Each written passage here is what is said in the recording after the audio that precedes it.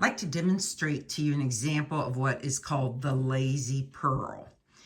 Knitting is a series of loops and the yarn travels across each stitch.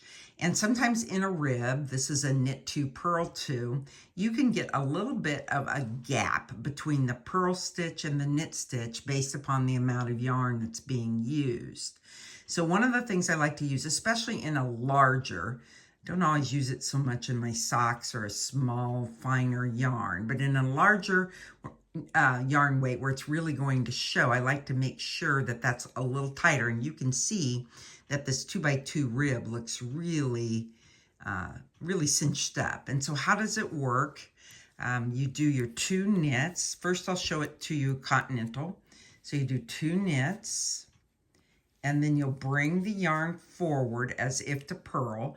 And one thing that you will notice is that I've done some lazy purls before this round, is that it will be on your needle backward. And that's because you enter the stitch from the rear. And so you take your right hand needle and you bring it in from the back. And then you're going to wrap your yarn underneath. Because this would just be a regular purl. That uses less yarn and helps the yarn travel shorter, which then cinches this up. So let's look at it again. Yarn forward, enter the purl stitch, the first purl stitch from the rear, from right to the left, and then you're going to wrap it underneath and bring it out. You finish the purl with a regular. Now let's switch and we'll show it English style. So we would knit 2 stitches,